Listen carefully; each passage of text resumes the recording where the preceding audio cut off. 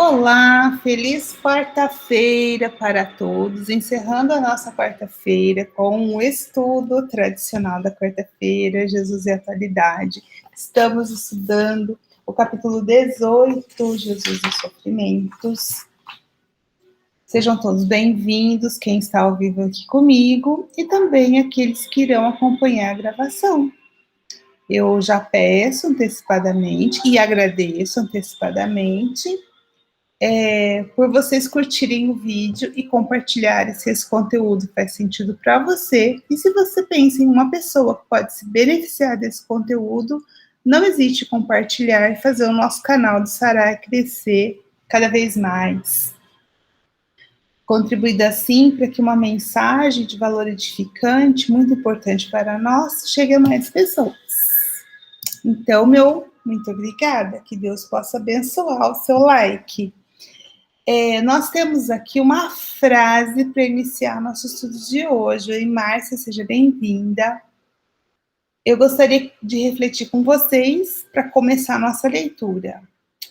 O primeiro passo para vencer, seja o que for, gente, tá? Qualquer coisa aí que vocês queiram pensar, né? Qual é o seu objetivo? Pensa no seu objetivo. E aí, pensa nesse vencer, alcançar o seu objetivo desse momento. O primeiro passo para vencer é acreditar que você pode. Então, a questão é, nesse seu objetivo aí, que você está tendo, que você pensou, você de fato acredita que pode? Ai, que pergunta profunda, né? Porque às vezes a gente acha que quer. Aí você fala, não, eu quero, tá bom, eu quero. Mas às vezes eu não me sinto merecedor, eu acho que não vou conseguir, porque é muito difícil. É ou não é, gente? Então agora o convite do nosso estudo de hoje, com a mentora Joana de Ângeles, através das palavras dela, é esse despertar da consciência daquilo que queremos e naquilo no que acreditamos. Esse passo é um passo muito importante para que nós possamos sair dessa zona de sofrimento, porque esse lugar pode não nos pertencer, mas nós nos colocamos nele por achar que merecemos estar ali. Tá bom? Então vamos com essa reflexão, com essa frase ao longo do estudo dessa noite. Depois vocês me contam se essa frase faz sentido naquilo que nós vamos conversar, combinado? Eu começo com a frase, a gente faz o estudo e no final vocês me contam se fez sentido para vocês essa frase com as palavras de Joana de Ângeles. Bem, então vamos lá para nosso resuminho tradicional. Hoje é 15 de setembro, já estamos na metade do mês de setembro do ano de 2021. Esse capítulo é o antepenúltimo, então são 20 capítulos nesse livrinho. Gente, eu não sei se vocês têm o livro aí em casa, sabe? Mas esse livro é muito fininho, olha só. Ele é muito fininho, olha. E nós vamos ganhar 2 anos estudando este livro. Para vocês verem, Rosane, muito bem-vinda. Para vocês terem uma noção de quão profundo as reflexões da mentora Joana de Ângeles. É o primeiro livro da série psicológica. E cada capítulo é muito curtinho. Se você pegar para ler esse livro aqui, olha, digamos um domingo à tarde, você lê ele. Uma leitura, assim. Lê, gente, com certeza. Mas, se você for parar para pensar, para refletir, você verá que tem muitas coisas sendo faladas em cada frase, e é isso que nós fazemos nesse nosso estudo, ou pelo menos é o nosso objetivo, né? Digamos assim, né? Nós queremos fazer isso. Estamos acreditando que podemos. Talvez talvez, com certeza, num outro momento, se pararmos para ler novamente, vamos fazer novas reflexões, tá bom? Aí é o meu convite, é o convite que o Márcio sempre fala, a gente sempre tá lendo os outros capítulos, tá bom? Mas o que a gente fez nesse capítulo de Jesus e sofrimentos? O que nós já lemos? Aí eu fui buscar, eu modifiquei uma outra palavra, mas respeitando o sentido que a mentora colocou. A primeira parte desse capítulo, ela se dedica a falar sobre o querer a cura. A cura do quê? Daquilo que estamos buscando. Cada um de nós tem um desejo, quer alguma coisa.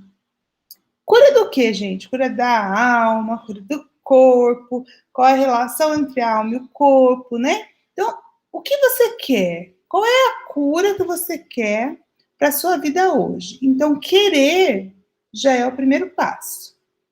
Depois, a segunda parte, ela vai discutir o crer. Então, a partir do momento que eu quero, em sinceridade, do fundo do meu coração, eu preciso acreditar que eu posso. Olha a frase.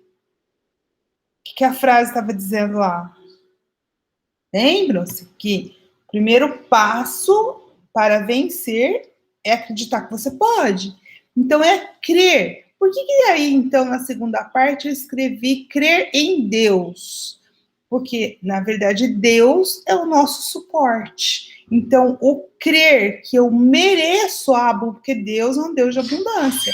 Então, crer que o universo, esse Pai amoroso, é um Pai de abundância, já é a próxima etapa do processo de cura. Essa é a segunda parte que nós vamos trabalhar hoje. Já começamos na semana passada e vamos trabalhar hoje. E, por fim, eu acredito que não dê tempo hoje. Oi, Gustavo, seja bem-vindo. Boa noite. Boa atraso, gente. Boa noite. Desculpa o atraso. Não tem atraso. Não tem, não. Hora que chegar, você pega o bonde e vamos embora. A gente acabou, estamos fazendo um resuminho do que a gente já estudou, tá? Então tá bom, obrigado. E por fim, eu acredito que não dê tempo hoje, a menos que a gente não discuta muito. Se a gente não discutir muito, eu até preparei, dá tempo. Mas como eu conheço esse grupo, eu acredito que os conselhos da mentora vai ficar para semana que vem. Então, que é a terceira parte, encerrando o capítulo. Então, vamos revisar o que nós já fizemos, né, com Joana. Joana vai nos dizer que a doença do corpo físico é vista, ela, na concepção dela, né, o que ela nos apresenta, na concepção de Joana, a doença do corpo físico é um sintoma de desarranjo do espírito. Ou seja, a doença é uma consequência. Consequência de quê? De uma doença mais profunda, de um espírito doente. É isso que ela está nos dizendo. E isso, gente, corrobora com tudo que está na codificação, tá bom? Que essa é a proposta de Joana, né? Trazer a psicologia profunda, ou seja, a psicologia fundamentada no ensinamento que os espíritos nos trouxeram através da codificação da doutrina espírita. Aí ela vai concluir que quem quer investe. Nós falamos muito dessa frase, eu acho que essa é uma frase impactante. Lembra que a primeira parte é o querer. Então, quando eu quero, eu não posso querer e achar que eu posso obter no momento, no segundo seguinte que eu passei a querer. Eu quero. Aí eu quero, então vai se materializar para mim. Não. Se eu quero, o trabalho todo que eu vou fazer nesse processo de querer, de desejar, é um investimento que eu vou colher os frutos num futuro. Então, a partir do momento que... Por isso que o querer é o primeiro passo para ela. Eu quero, então eu estou investindo em algo que eu vou colher no futuro, que no caso aqui é a cessação dos sofrimentos, é a cura, tá bom? Cura do quê, gente? Do espírito. A cura da alma. É isso que eu preciso querer. Mas será que eu quero curar a alma desenvolvendo virtudes? Ou eu prefiro ser um espírito doente e manter os meus velhos vícios? Ai, que pergunta difícil, fica aí para vocês. A crença então tá, saí do querer e vou para o crer. Existem dois tipos de crença, segundo a fala da Joana. A crença por instinto, que nós temos inato nas nossas diversas existências, desde o reino mineral, e a crença, que a gente chama de fé raciocinada na doutrina espírita, que é a crença por experiência. Ou seja, aquela crença que nós vamos adquirindo com as sucessivas experiências nas nossas diversas encarnações. Ou seja, na vida... Só um minuto. Desculpa. Na nossa vida com V maiúsculo. Ela vai chegar à conclusão, a conclusão que nós chegamos no fim da discussão da semana passada, que crença, essa crença instintiva, transformada em crença por experiência, ou seja, em fé raciocinada, é fruto de uma maturidade psicológica.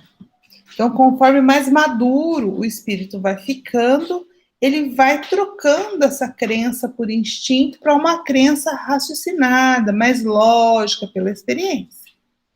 E essa maturidade na nossa crença vai trazer luz na nossa paisagem mental. O que é trazer luz na paisagem mental? É despertar a consciência, certo? Então, o querer e o crer tem relação com a evolução, ou seja, com a maturidade, o desenvolvimento do espírito imortal. Bom, gente, espero ter feito um resumo do que a gente já discutiu. Se alguém quiser complementar alguma coisa do que a gente fez, fica à vontade. Se eu pulei alguma coisa, deixei de falar alguma coisa importante.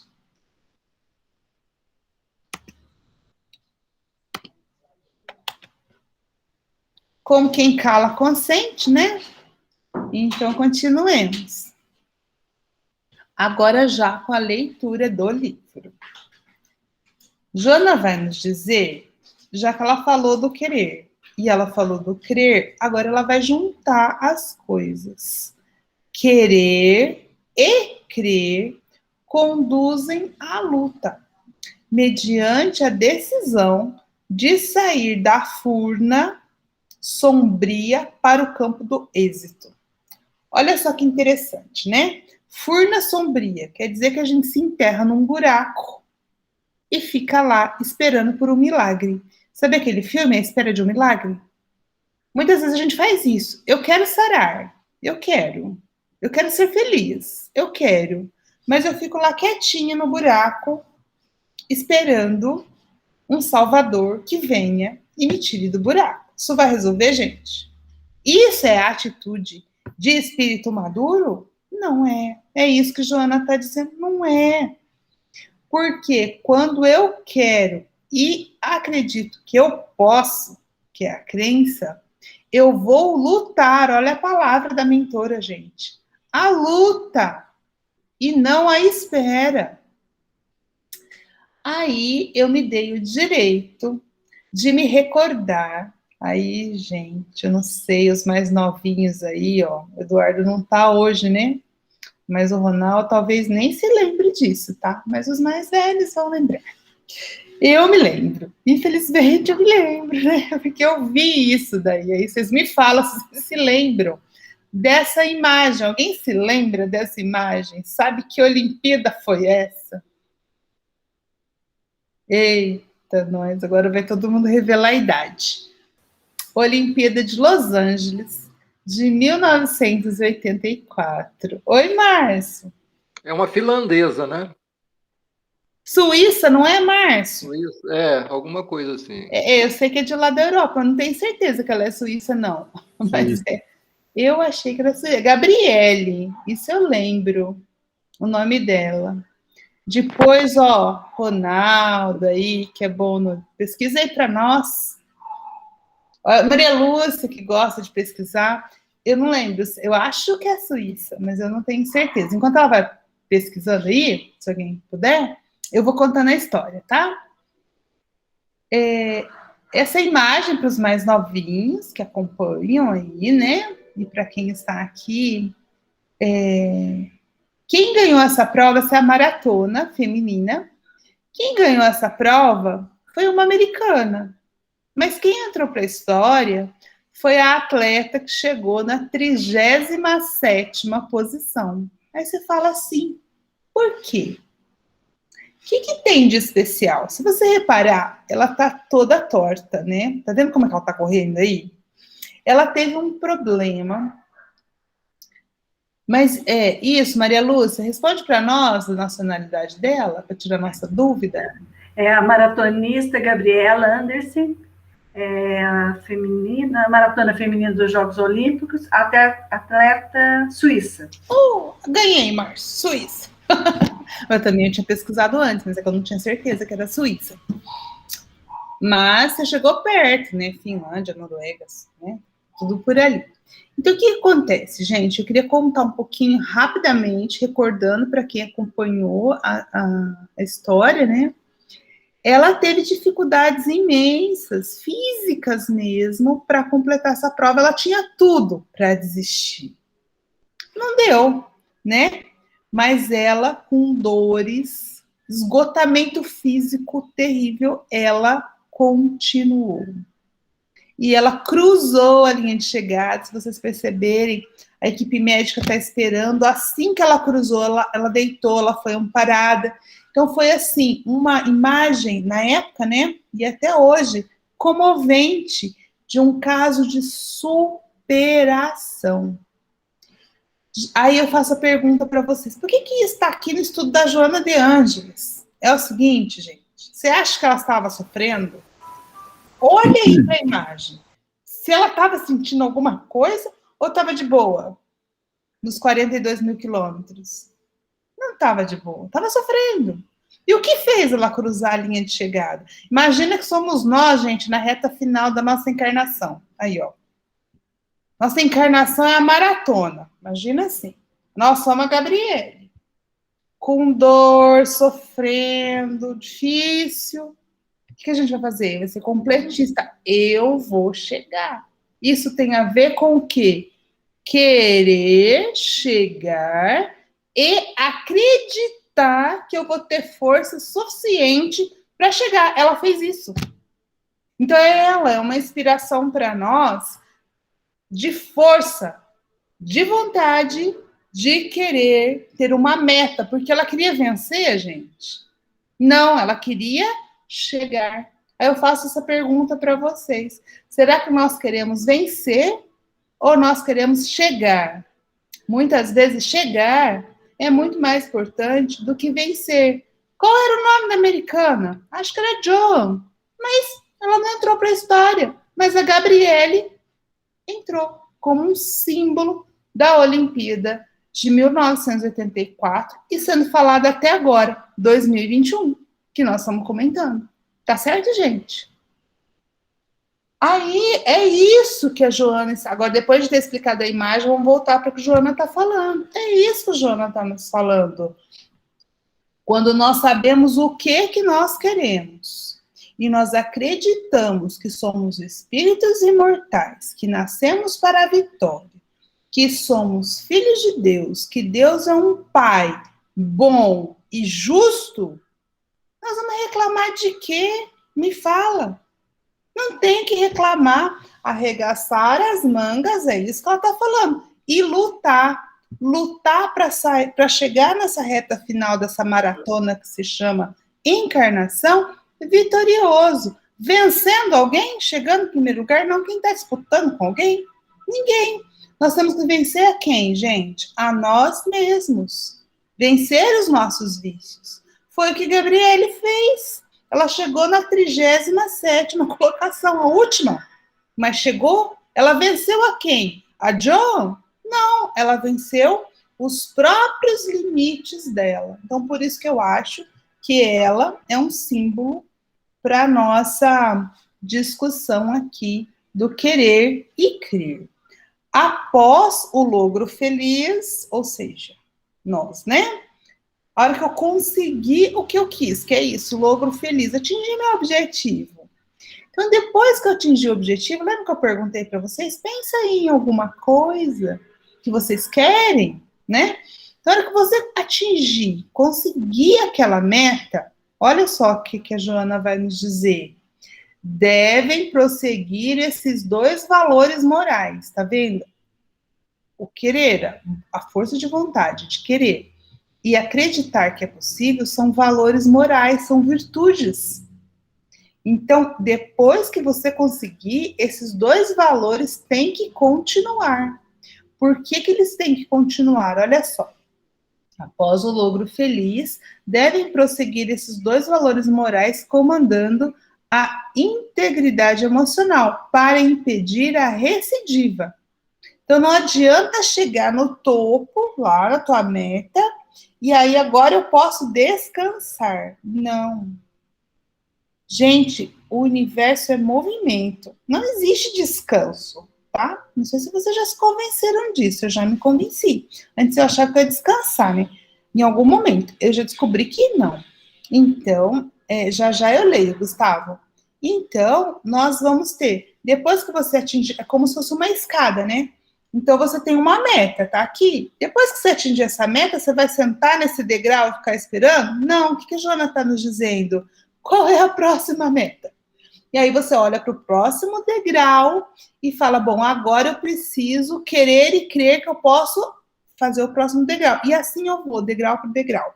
Porque se eu olhar a escada inteira, pode ser que eu me desanime. Mas se eu prestar atenção e fazer uma coisa de cada vez, uma meta de cada vez, a hora que eu perceber, eu já fui longe. Deixa eu ver, gente. Você quer falar, Gustavo? Ou eu leio o que você escreveu? Deixa eu só ver aqui. Não, eu falo. Eu lembrei agora também um fato, além da moça de 84 que eu lembro. Em 2000, na última Olimpíada, sem ser agora do Japão, teve um africano, eu não sei, não me recordo o país, que também ele aprendeu a nadar um mês antes da Olimpíada, classificou e foi sem saber nadar direito. E competiu a prova das Olimpíadas, chegou em último colocado de todas as classificações. Eu também foi um fato que me chamou muita atenção, além da Gabriele na época. Né? Olha só, também, né? Sim, eu não me recordo o país correto, mas eu sei que é um continente africano, se não me falha a memória. Ele chegou em último lugar, assim, nadando daquele jeito, quando a pessoa não nada bem, que nada balançando a cabeça, não batendo o pé direito, sem roupa própria, sem a não técnica, não tinha técnica, não tinha nada. Porque eu fiz natação há muitos anos, então é um fato que me marcou muito, além da Gabriela na época, dela chegar toda convalescida, né? E ele também não sabendo nadar direito, ele nem mergulhou direito, não fez as voltas. É um fato que foi bem marcante. Que é mas chegou, né? Mas chegou. Mas venceu a si mesmo. Exatamente, não desistiu a partir de um momento algum da competição, de uma prova de 50 metros livres, que eles fazem em 21 segundos, ele fez em não sei quantos minutos. É uma coisa que me marcou também. Era só isso, obrigado, André. E o esporte tem muito a nos ensinar sobre essa questão superar. Muitas vezes eles competem com dor, né? Então, eles têm muito a nos ensinar. Obrigada, Gustavo. 90% dos atletas, para não falar 100% dos atletas profissionais, eles competem com 80% a 90% com dores. Atleta sem dor, a gente fala que não é atleta, porque sempre tem uma lesão, uma dor e consegue competir. Eu mesmo, eu brinco, né? Eu não sou atleta profissional, mas eu, apesar da minha pouca deficiência visual, com 10% de visão hoje, eu ainda continuo pedalando, né? Que eu sempre falo com você, já falei, né? Continuo pedalando, já fui para Aparecida, são 300, quase 300 quilômetros, já fui 7 vezes de bicicleta, né? Superando meus limites, não deixo de fazer o esporte, né? Então, eu acho assim, a gente aprende com o esporte, eu sou suspeito que eu sempre gostei a lidar com o corpo e sempre vencer os seus limites. Né, a gente aprende a cada vez mais a lutar e a ter e conviver com isso. E a gente não desanimar da situação. Obrigado. Exatamente. Superação. Muito obrigada, viu, Gustavo?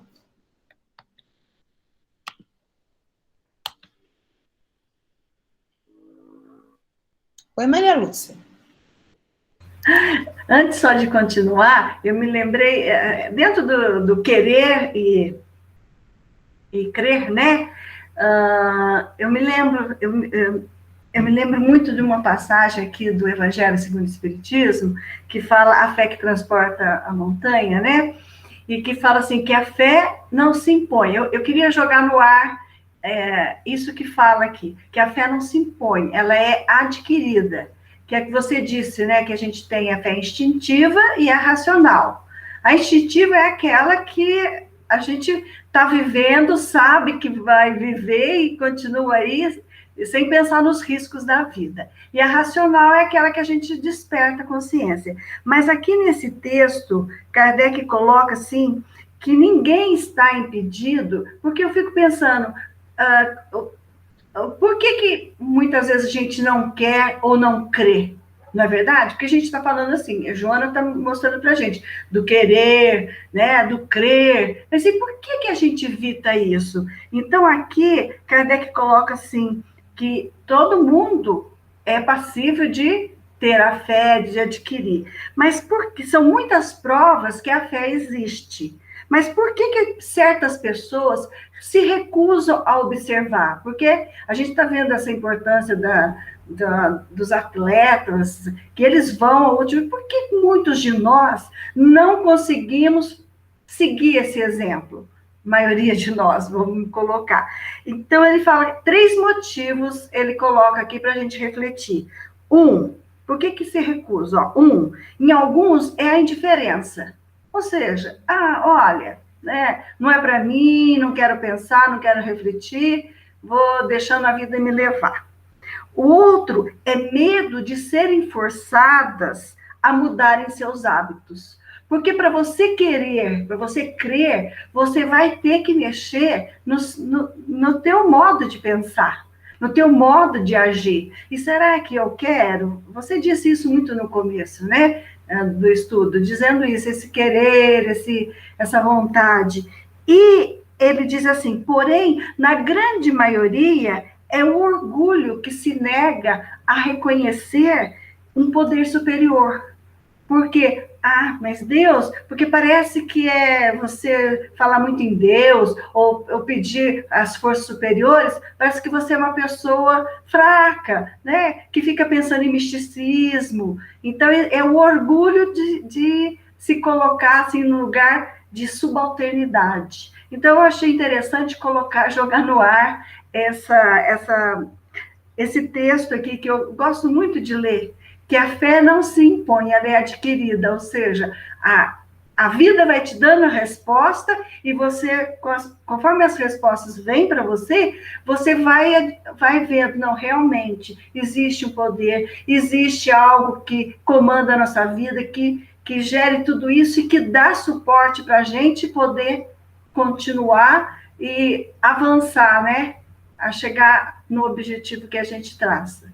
Era isso que eu gostaria de ter falado antes de você começar essa outra parte. Obrigada. Nós que agradecemos, perfeito. Complementa muito bem você trazer o Evangelho, que a gente vai vendo como a fala da mentora está alinhada com a codificação, né, Maria Lúcia? Não está descolada. Muito obrigada pela complementação aí. Agora nós vamos para uma parte do Evangelho. Ela vai trazer dos ensinos e dos exemplos e das curas que Jesus fez, o que isso traz para o nosso estudo aqui, lá do Evangelho. Então, ela vai dizer que no episódio do paralítico, que foi descido pelo telhado e posto ao seu lado, como em outros variados, as 2 questões são postas em evidência pelo mestre. Que 2 questões, gente? O querer e o crer. Aí eu vou contar um pouquinho da história, né? Que está relatada lá em Marcos. É o seguinte, Jesus, como a gente já sabe, Jesus saiu de Nazaré. Bom, ele foi lá para o deserto, teve a iniciação dele e tudo mais. Aí ele volta para Nazaré, na casa dele, conversa com a mãe dele e tudo mais. Mas em Nazaré, ele não começa a pregar em Nazaré. Não sei se vocês se lembram. Ele vai a Cafarnaum. É lá que ele vai reunir os discípulos, né? Enfim, e quando Jesus começa as suas pregações e as curas, começa a juntar muita gente. E um dia que Jesus estava fazendo uma pregação dentro da casa de Pedro, imagina, Pedro era um pescador, gente, a casa dele devia ser pequenininha. E aí Jesus lá dentro, aquele tanto de gente dentro, aquele tanto de gente na porta, aquele tanto de gente em volta. Então Marcos, não sei se vocês sabem, o Evangelho de Marcos conviveu com Pedro. E Pedro não escreveu, né? Pedro não era alfabetizado, não sei se vocês sabem disso. Então,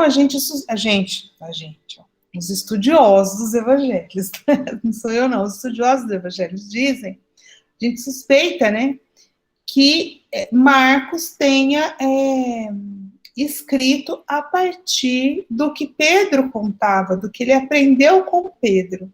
Então, é muito pertinente Marcos contar, porque foi justamente esse episódio que aconteceu na casa do Pedro. Então, tinha muita gente. Então, conta Marcos que ninguém entrava, ninguém saía. Sabe assim? Vocês já devem ter ido num lugar que fica o negócio assim, você não vai nem vem. Se você quiser sair de lá, você não conseguia. E, de repente, chega 4 pessoas carregando uma maca, uma de cada lado da maca. E o que eles queriam? Tinha um amigo deles na maca. Esse amigo, ele era paralítico. Ele não tinha mobilidade nem nas pernas, nem nos braços e falava com dificuldade. A gente deduz da narrativa que essa questão dele foi sendo aos poucos. Sabe quando é assim, é degenerativo? Gradativamente ele foi perdendo os movimentos. E, pelo que a gente entende, que era uma pessoa muito benquista. Tanto que esses amigos se deslocaram lá de outra cidade pela estrada. Oi, Sônia, muito bem-vinda. Gente, vocês imaginam se hoje é uma dificuldade transportar alguém, eu fiquei pensando quando eu estava lendo a história do paralítico. Essa semana eu fui vacinar. Foi na 2ª dose. E aqui eles resolveram concentrar o pessoal de uma determinada vacina, que foi a que eu tomei, só em 2 lugares na cidade. Então, vocês calculam o que aconteceu, né? Todo mundo estava lá. Eu cheguei e fiquei um tempão na fila. Aí tinha uma fila gigantesca, tal. Fiquei 2 horas lá na fila. Mas aí chegou... E era um lugar estreito. Quem é daqui de Alfenas foi lá no Professor Viana. Quem não é, não sabe. Era um lugar estreitinho. E aí, o que aconteceu? Chegou um cadeirante, o cadeirante ia ser vacinado, né? Só que eu não sei por que motivo, que para mim, a pessoa que está vacinando devia sair de lá, vir no carro e vacinar o cadeirante, mas não foi isso que aconteceu. Eles começaram a falar assim pro pessoal da fila, dá uma licencinha que vai passar um cadeirante. E eu já tinha lido essa história do paralítico, fiquei pensando, olha, que boa, olha Deus me dando um exemplo para eu falar lá no estudo, né? Porque aí a gente foi, um aperta para um lado, outro aperta para o outro, para poder passar, e foi aquela dificuldade para poder passar a cadeira de rodas. E aí eu fico imaginando que foi a mesma coisa que aconteceu com a maca. Imagina a pessoa chegando na maca e aquele tanto de gente, e eles tendo que chegar em Jesus, e que jeito que chegava em Jesus. E então conta Marcos que eles começaram a pedir, igual o pessoal pediu lá, dá licença para passar um cadeirante, eles começaram a pedir. E sabe o que aconteceu, gente? O povo não deixou. O povo não saiu do lugar. Tipo, esse lugar é meu. Eu também quero a cura. Então, daqui eu não vou sair. As pessoas não se sensibilizaram com a situação do paralítico e não deram passagem. Conta a história que foi isso. Aí eu vou fazer uma pergunta para vocês. Aí o que você faz? Ai, tá bom, gente. A gente tentou, né, mãe? Não deu, vamos para casa. Vocês acham que foi isso que eles fizeram? Não. Olha, gente, se tiver 4 amigos, que nem os amigos do paralítico, vocês estão no céu, viu? Por que eles fizeram assim? Não, nós vamos dar um jeito. Aí, o que eles lembraram? Lá na época, as casas da Palestina, era costume ter uma escada do lado de fora ou uma escada do lado de dentro, geralmente uma de fora e uma de dentro, para ter acesso ao telhado, porque eles colocavam grãos que eles plantavam para secar no telhado. Então, era comum ter esse buraco, porque eu ficava pensando, será, gente, que eles destruíram o telhado da casa do Pedro, né? Fiquei pensando, né? Mas não era. Tinha mesmo, como se fosse um alçapão. Existia esse buraco. Então, o que eles fizeram? Eles deixaram a maca, eles prepararam o lugar, eles subiram na escada, eles abriram o buraco, eles voltaram, pegaram a maca. Imagina subindo uma escadinha, que devia ser uma escadinha muito simples, com a maca, com o paralítico nas costas, pegaram corda e desceram. Vocês imaginam o alvoroço que foi dentro da casa do Pedro, todo mundo olhando para cima e uma maca descendo. E aí essa história, uma maca descendo. Então, ou seja, os amigos do paralítico fizeram muito esforço para que, imagina se eles não estavam acreditando que Jesus podia ajudá-lo. Gente, vocês acham que eles iam empreender todos esses esforços se eles realmente não crescem que fosse possível? E o paralítico também, imagina, gente, vir pela estrada, sendo chacoalhado, ele já devia sentir muitas dores, porque era uma doença degenerativa. Ele se dispôs aí, ele acreditou, subiram com ele pela escada nas costas, então imagina as dores que ele sentiu. Enfim, é isso que eu queria que vocês entrassem na história do paralítico da piscina. Da piscina, não. Da piscina é outro. Do telhado. E aí, Joana nos diz assim, ó, depois que eu contextualizei, a pergunta direta, Jesus fez o seguinte, ele está descendo, olha lá na imagem, ele está descendo. Jesus fala assim para ele, tu crês que eu posso curar? Que eu posso te curar? Então, olha só Jesus dizendo. Jesus está falando assim, você acredita mesmo? Não, né? Tô aqui por quê? Claro. Aí ele responde, sim, acredito, por isso que eu tô aqui. Demonstrando a fé que o dominava, ao mesmo tempo retratando querer recuperar a saúde. Tal esforço empreendido para estar ali. Então, foi muito esforço dele e dos amigos para que ele conseguisse chegar em Jesus. Tá vendo, gente? Que interessante isso para nós? Que eu acho que é isso que Joana está querendo nos abordar. Jesus não foi até ele. É muito fácil a gente ficar esperando que Jesus venha até nós e nos dê a mão. A pergunta é, acho que a Maria Lúcia que uma vez trouxe um texto, eu acho que foi do Emmanuel, né? Já podes ir? Não era isso, Maria Lúcia? É isso. Já consegues ir? Olha lá, o paralítico, ele podia falar assim, não, eu sou paralítico mesmo. Ah, que jeito que eu vou chegar lá? Não vou, não. Não. Com todos os limites, com todas as debilidades que ele tinha, ele foi e deu um jeito de estar à frente de Jesus. A pergunta é, e nós? Já consegues ir? Né? Será que nós já estamos dispostos a ir ao encontro de Jesus? Aí essa história não acabou aqui ainda não, tem mais um pedacinho. Ele movimentar amigos e pessoas solidárias. Gente, nas nossas dores, a gente não sempre tem. Sempre tem aquele que pode não fazer muita coisa, mas uma oração, uma palavra amorosa vai nos dar. Pode ver que quando a gente está sofrendo, nunca a gente está sozinho. Nunca, né? Então, a gente movimenta amigos e pessoas solidárias. Ele fez isso. Submeter esse desconforto de ser conduzido. tiveram aumentadas as dores. E porque queria, ele conseguiu. Que essa é a pergunta. Vocês podem estar se perguntando, e aí, o que aconteceu com o paralítico? Saiu andando? Saiu andando. Saiu andando da casa de Pedro, às vistas dos fariseus. O que Jesus fez? Nos conta Marcos, que Jesus disse assim para ele, ó, meu filho, os seus pecados estão perdoados. E isso, gente, é incrível para nós. Eu não sei se vocês percebem a sutileza de quando Jesus diz isso. Porque Jesus podia ter dito assim, vai e anda. Estás curado. A tua fé te salvou. Podia ter feito isso. Ele não falou. Porque ele sabia que não adiantava curar o corpo. O que o paralítico precisava? Se sentir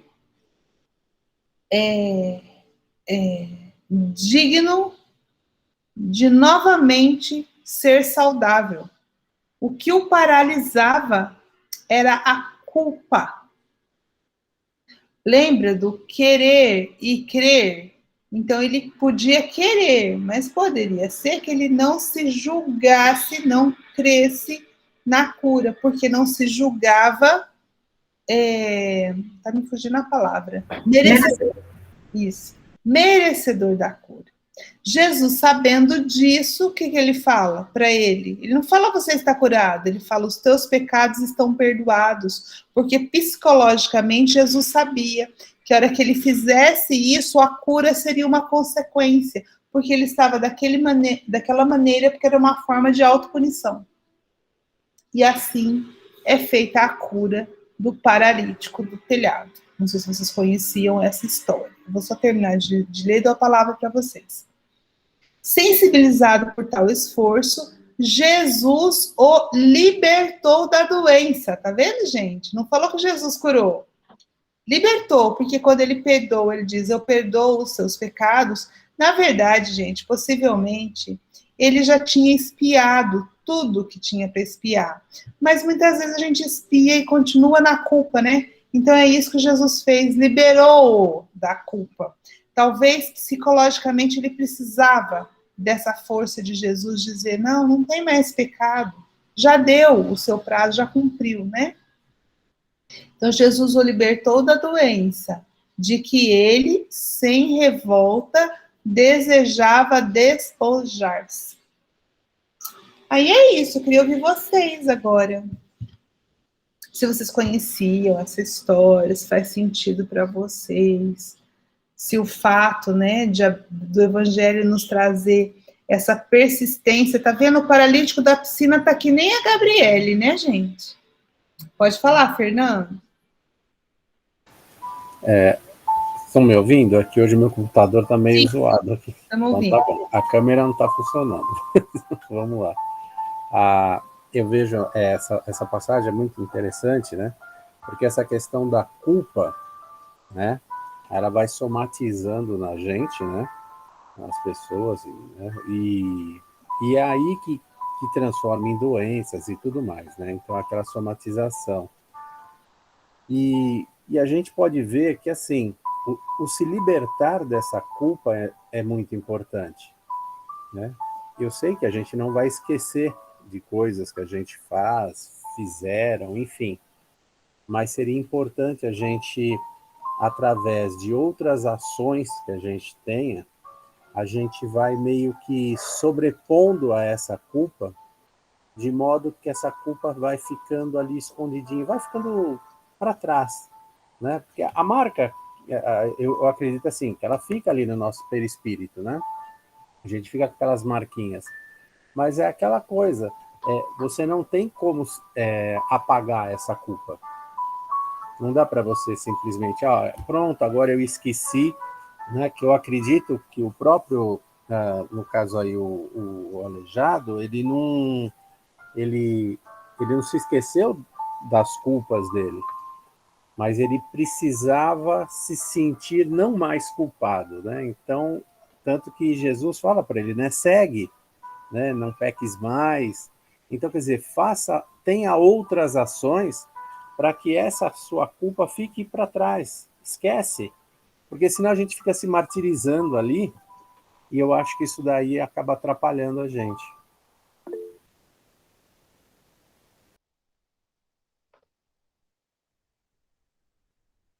Fernando, seria ressignificar a situação que causou a culpa, é isso que a gente poderia pensar? Porque, sei lá, eu acho assim, de repente você fez uma determinada ação e aquilo fica martelando na sua cabeça, né? Você fica levando aquilo, seja, sei lá, vou pegar um exemplo aí. Você brigou com seus pais, você teve uma atitude e você guarda aquilo, né? Então fica aquela mancha, eu acho que aquilo vai te corroendo. Isso vai... Né? Mas se você for refletindo a respeito, estudando, analisando e ressignificar, pensando, bom, quando eu fiz isso, eu não pensava dessa forma, hoje eu estou pensando. Então, você ressignifica e não que a culpa ela se transforma em aprendizado. Isso, exato, é isso daí mesmo. Né? Então, você vai fazendo outras ações, né? Então, assim, tudo bem. O Fernando, ele brigou com os pais dele de tal forma, tal. Mas, por outro lado, de um tempo para cá, e entre o que você falou, Maria Lúcia, ele modificou, ele começou a pensar, ele trata as pessoas diferente, tal. E eu acho que isso vai dando força para a pessoa e fica mais leve o fardo. Né? Então, eu acho que isso é uma forma de libertar, porque senão você fica preso a essa culpa, achando assim, nossa, eu preciso que alguém me desculpe, eu preciso, tudo bem, você vai lá, muitas vezes você pede desculpa, mas aquilo fica te martelando. Eu acredito que você tem que, justamente, né, vai fazendo a sua, o seu trabalho, que seja, né, para mudar as suas ações, né? Porque esse querer, a vontade, né, o crer, eu acredito que seja ação, então você junta os dois para ir amenizando isso. Porque você escuta muitos casos, né, de pessoas, né, de doenças, que é justamente disso, de culpa. Né? Isso daí pega realmente, eu acho, no perispírito da gente, e a gente vai levando essas cargas, né, não uma encarnação, em várias, milhares, né? E aí eu acho que assim, é transformar, você vai mudando. Né? Porque, lógico, nós estamos num período aí, nós estamos em evolução. Né? Não vai ser da noite para o dia. A gente tem muito tempo aí, né, para melhorar, mas vamos tentando. A culpa nos paralisa. No livro Renovando Atitudes, que eu acho um livro maravilhoso, já falei dele aqui muitas vezes, gente, do Hamed, a gente vai ver, e eu acho que isso tem tudo a ver com a codificação também, que a culpa, martirizar-se por algo, não nos leva a reparar o mal, entende? Que muitas vezes essa culpa nos coloca num período de expiação voluntário, nós queremos expiar porque achamos que merecemos. Mas isso não resolve o problema. Porque quando é que o problema, se a gente desviou da lei, quando é que esse problema vai ser resolvido? Quando nós consertarmos o que estragamos. E a culpa não conserta. Vocês concordam, gente, comigo ou não? Eu demorei muito para chegar a essas conclusões, Sim. mas o livro do Hamed me ajudou. A culpa nos paralisa.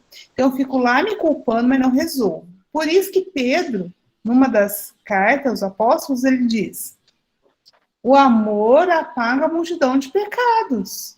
Então, o que eu tenho que fazer? Eu tenho que fazer atitudes proativas. Então, se eu fiz, se eu negligenciei, Não cortando, é exatamente, eu li isso ontem, Pedro 4, capítulo 4, está no, acho que é versículo 7. Ele fala, está chegando os fins do tempo, tal, e só o amor apaga, né, a multidão dos pecados. Exatamente. Uhum. Então é isso, Fernando, a culpa não resolve. É isso aí mesmo. Mas o amor resolve. Culpa, né? Você vai ficar ali na culpa, você fica patinando. Exatamente. Então, por exemplo, no caso do paralítico aí, o que ele teve? Ele teve uma segunda chance, ó. Não vamos pagar isso com amor? Os seus pecados estão perdoados, ou seja, não precisa ser assim.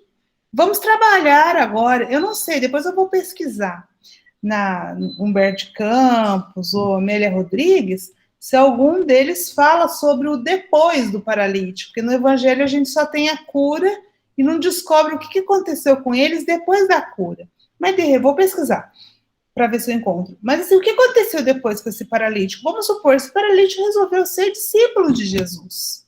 Resolveu fazer... Então, pode ser que esses pecados deles que estavam perdoados fez com que ele tivesse uma segunda chance, terminasse a encarnação dele fazendo coisas amorosas, e aquilo tudo fez com que os pecados... Talvez o perdão não foi ali Jesus, digamos, que passou uma borracha em tudo que ele tinha feito de errado. Não, mas a partir dali ele teve a oportunidade de pagar com amor e não de espiar na dor.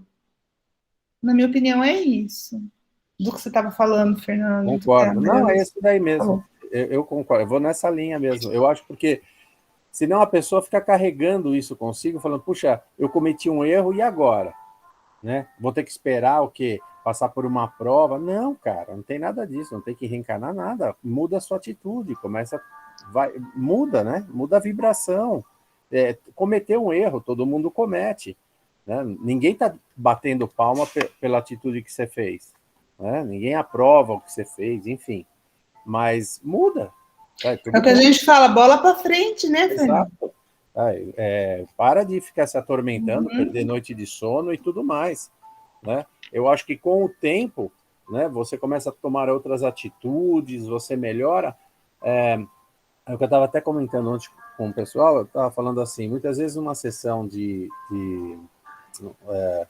no centro, né, desobsessão, você pega ali pessoas que você vai comentar com elas, fala, poxa, tá vendo? Eu sei, porque aquela pessoa me fez um mal. Sim, ela fez. Ela não faz mais. Olha como ela mudou, né? Olha como a Andréia mudou do tempo que ela te fez mal lá em Roma, do século I. Olha agora como ela mudou. Agora ela evangeliza, ela faz outras coisas.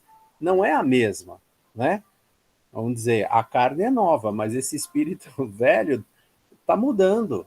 Né? Não deve ficar lá atrás, porque justamente isso fica amarrando, né? Seja um ou outro. Andréia. Oi, Maria Lúcia. É Natanael esse, o paralítico, né?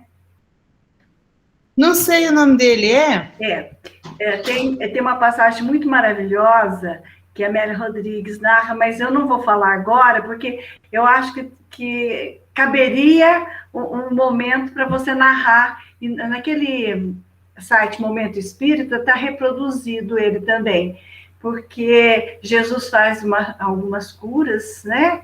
E aí, ao entardecer, ele vai para um lugar, está chorando, e Pedro pergunta para ele por que ele chora, se era, né, tantas curas, e aí ele vai narrar o porquê, é o depois da cura de alguns, o que estava acontecendo.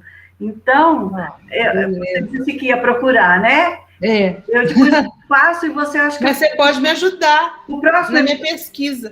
Não, o próximo episódio, você já vem narrando, porque você conta a história maravilhosamente. Ao sabor da tua emoção. Eu gosto de ouvir o seu contar, o seu narrar, né? E eu vou passar para você. Mas, obrigada. Sim, o depois dele, viu? Ó, tá vendo? Eu não estava longe. Por isso eu vou procurar Humberto Campos ou Amélia Rodrigues, um deles. Eu já achei, já. Obrigada, Maria Lúcia. Gente, como eu suspeitava, né? Foi o que deu para fazer. Os conselhos da mentora vai ficar para a semana que vem, viu, Márcio? Né? A parte que a gente mais gosta dos conselhos da mentora. É isso.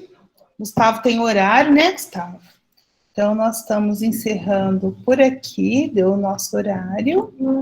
Eu vou parar a apresentação. Agradeço demais a atenção, a colaboração, a troca que a gente faz, que é uma troca de conhecimento, gente, é uma troca de energia gigantesca que a gente sente através aqui da telinha. E eu queria saber se alguém gostaria de fazer um encerramento. Não, ninguém? Então, eu desejo muita paz e bem para todos vocês que essa mensagem chegou. Que Jesus possa estar conosco, nos ajudando hoje e sempre no nosso caminhar com mais luz, com mais consciência, para que possamos realmente saber o que queremos e acreditar que podemos conseguir, porque o nosso Pai é Pai, não é padrasto, é Pai. Então, o Pai nos disponibiliza todos os instrumentos para que a gente possa ser feliz e que possa vencer. Então, vamos caminhar confiantes de que nós já nascemos preparados para a vitória. Que Jesus esteja com vocês, hoje e sempre. Ótima semana. Grande beijo. Amém. Graças a Deus. Tchau, pessoal. Boa noite a todos. Até semana que vem. Muita luz e paz a todos. Com Deus. Boa noite a todos. Boa noite. Boa noite. Boa noite. Rosane, tá por aí? Tô sim. É porque eu tô com